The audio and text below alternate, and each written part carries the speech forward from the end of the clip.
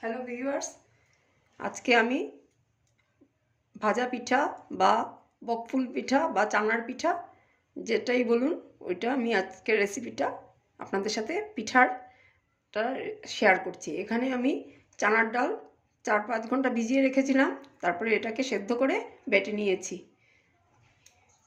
তো এখানে এটার সাথে আমি ময়দাটাকে মিক্স করব।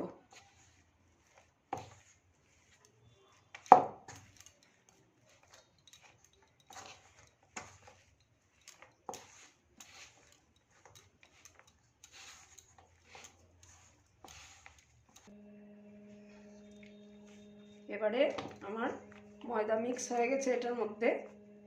এখানে পরিমাণ মতোই ময়দাটা মিক্স করতে লাগবে, না হলে পিঠাটা শক্ত হয়ে যাবে।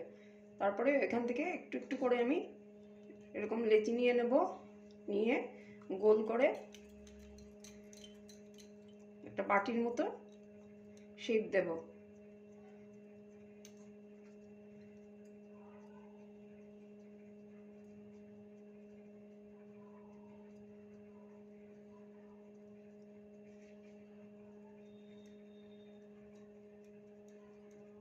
দিয়ে এখানে আমার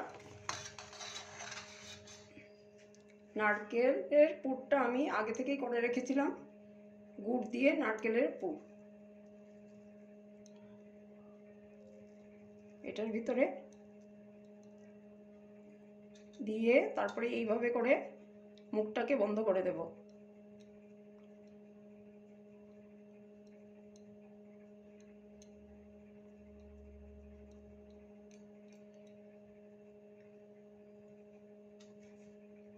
এবারে এই সাইড থেকে এরকম করে একটু ডিজাইন করে দিলাম।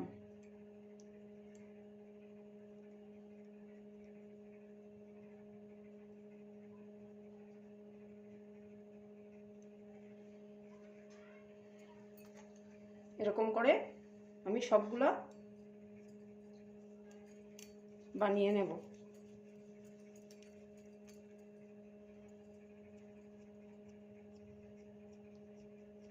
আর এটা বানানোর সময় দেখবেন যাতে স্মুথ হয়। যদি একটু ক্রেকের মতো থাকে তাহলে কিন্তু ভাজার সময় এটা ফেটে যাবে, পুরটা বেরিয়ে আসবে ভিতর থেকে।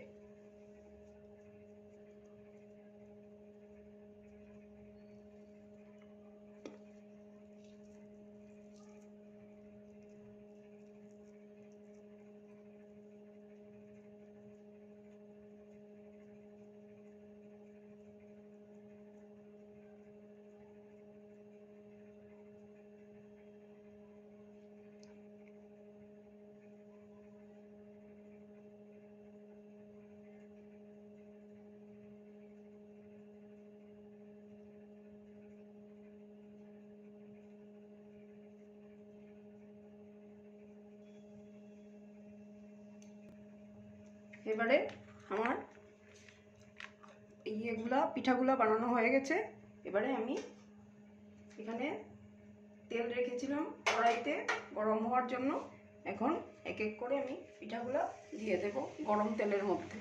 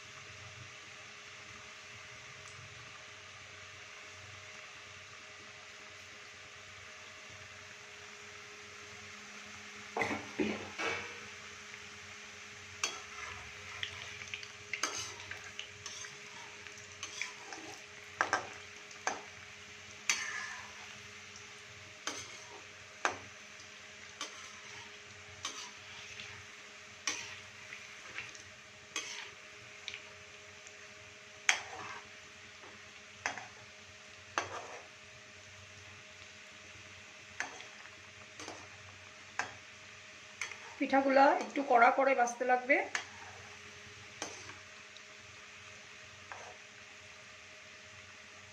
ডুবো তেলেই ভাজতে লাগবে।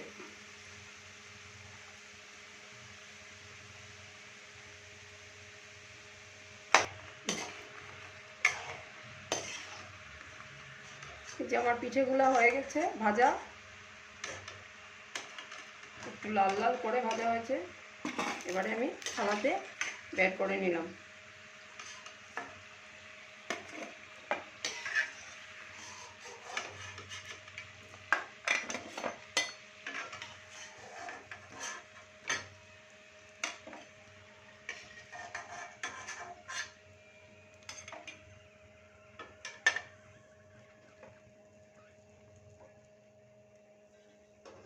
এবারে আমি আগে থেকেই একটা চিনির শিরা করে রেখেছিলাম, এখন এক এক করে আমি ভাজা পিঠেগুলো এখানে দিয়ে দেব।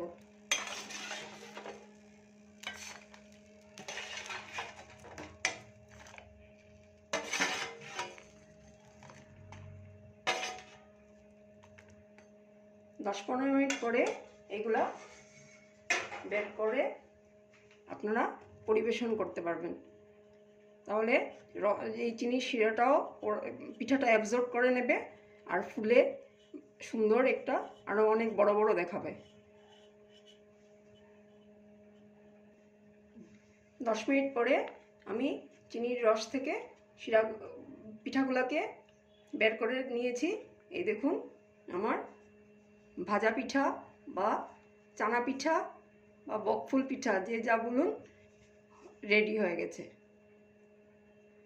যদি আমার এই পিঠার রেসিপিটা আপনাদের ভালো লেগে থাকে তাহলে ইউটিউব থেকে যদি দেখে থাকেন তাহলে আমার ইউটিউব চৈতালি স্মার্ট কুইজিন চ্যানেলটাকে সাবস্ক্রাইব করার অনুরোধ রইল। আর যদি ফেসবুক পেজ থেকে দেখে থাকেন তাহলে লাইক কমেন্ট করবেন আর শেয়ার করে সবার মধ্যে ছড়িয়ে দেবেন।